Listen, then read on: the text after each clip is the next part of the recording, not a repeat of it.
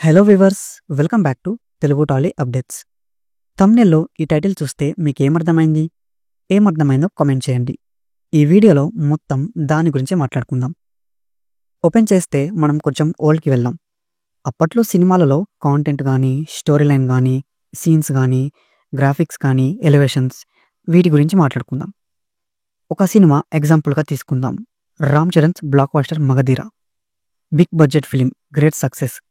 Content విషయంలో కూడా ఏ bad convenient లేదు. సినిమాలో ప్రతి క్యారెక్టర్ న్యాచురల్గా ఉంటుంది. అందులోనూ ఇది పెద్ద సినిమా. ఎస్ఎస్ రాజమౌళి గారు డైరెక్ట్ చేశారు. ఈ డైరెక్టర్దే మనం RRR గురించి మాట్లాడితే, థియేటర్కి వెళ్ళిన వాళ్ళు ఎలివేషన్ సీన్స్ కోసం వెళ్ళుంటారు. అంటే అందరూ అనట్లేదు. కొందరు ఫ్యాన్స్ బేస్డ్, కొందరు big movie with Ram Charan and NTR కాబట్టి. బట్ మెజారిటీ పరంగా చూస్తుంటే ఎలివేషన్ సీన్స్ కోసమే. ఇప్పుడున్న సినిమాలలో ఎలివేషన్స్ చేస్తే జనాలు బాగా కనెక్ట్ అవుతారు. ఇప్పుడు మనం మళ్ళీ మగధీర సినిమా దగ్గరికి వెళ్దాం. ఎలివేషన్స్ న్యాచురల్గా జరిగిపోయాయి. రామ్ చరణ్కి ఫ్యాన్స్ పెరిగిపోయారు. మీకు అర్థమైందనుకుంటా నా పాయింట్.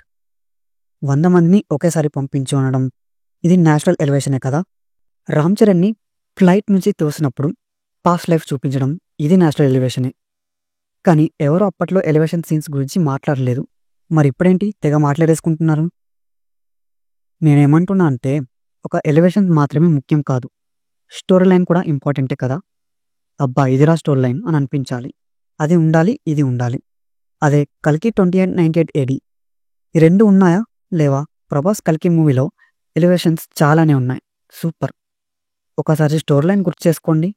కల్కి అనడంతోనే మహాభారతంకి సైన్స్కి లింక్ చేసిన స్టోరీనే కల్కి స్టోరీ. ఇలాంటి డైరెక్టర్కి ఒక మెచ్చుకోవడం సరిపోదు. ఇంకా ఇలాంటి న్యూ స్టోరీ లైన్ ఉన్న సినిమాలు మనకు కావాలి, ఎంకరేజ్ చేయాలి. కానీ కల్కిలో ఇవేం న్యాచురల్గా జరగలేదే. అసలు నాగాశ్విన్ గారి ఐడియాలజీ సూపర్. ఇలాంటి కాంటెంట్ ఓరియంటెడ్ లేదా ఏదైనా కొత్తగా చూపించే సినిమాలంటే నాకు చాలా ఇష్టం. కల్కిలో లార్డ్ కృష్ణ ఎలివేషన్ అయితే మైండ్ బ్లోయింగ్. దేవరం మూవీ ఓన్లీ ఎలివేషన్స్తో బాగుంటుంది. మేబీ ఎలివేషన్ కోసమే తీసారేమో. దీంతో కంపేర్ చేస్తే సలార్ కొంచెం బెటరే. Game changer. అబ్బో ఇది బాగా ఏ సర్టిఫికెట్. ఇన్ఫ్యాక్ట్ ఈ సినిమా చూస్తే మనకు కొంచెం పాలిటిక్స్ నాలెడ్జ్ పెరుగుతుంది. IAS IPS గురించి ఒక మంచి నాలెడ్జే వస్తుంది. కానీ శంకర్ చాలా డిసప్పాయింట్ చేశారు. ఈ సినిమాలో నాకు నచ్చింది ఏంటంటే ఇంటర్వెల్ బ్లాక్. అప్పన్న క్యారెక్టర్ కూడా జస్ట్ ఓకే అనిపించింది, అంతే. అల్లు అర్జున్ ఆర్య మూవీ ఎటువంటి ఓవరాక్షన్ లేదు. లవ్ స్టోరీ ఫీల్ గుడ్ మూమెంట్తో సాగుతుంది. అల్లు అర్జున్ క్యారెక్టర్ వల్లే సినిమాని లాస్ట్ వరకు మళ్ళీ మళ్ళీ చూడాలనిపిస్తుంది. నాకు డౌట్, అప్పట్లో అసలు ట్రైలర్ రిలీజ్ చేసేవారా? ఆర్య మూవీ 2004లో వచ్చింది. సో అప్పుడు స్మార్ట్ ఫోన్స్ లేవు, ట్రైలర్కి ఛాన్స్ లేదు. ప్రీ రిలీజ్ ఈవెంట్స్లో మేబీ ట్రైలర్ లాంటివి ఏమైనా చూపించారేమో. సాంగ్స్ వైరల్ అవ్వాలంటే ఇప్పుడు యూట్యూబ్ ఉంది. అప్పట్లో సిడీస్. 2004 కాబట్టి ఆర్య అంత న్యాచురల్గా ఉంది. అసలు ఏం చేశారు? ఒక్క సీన్ రాశారు, దానికి తగ్గట్టు యాక్టింగ్ చేశారంతే. ఇంకా నాకు న్యాచురాలిటీ కనిపించిన సినిమాలు చాలా ఉన్నాయి. లిస్ట్ చాలా పెద్దది, మళ్ళీ వీడియో లాగ్ అవుతుంది. బాహుబలి 1 and 2 చరిత్రలో నిలిచిపోయాయి. ఇక్కడ సీన్స్తో కాదు, క్యారెక్టర్స్తోనే ఎలివేషన్ జరిగింది. మైండ్లో ఒక పెద్ద సినిమా చూస్తున్నాం అని థాట్. బిగ్ బడ్జెట్, తెలుగు సినిమా చరిత్ర తిరగ రాసిన సినిమా.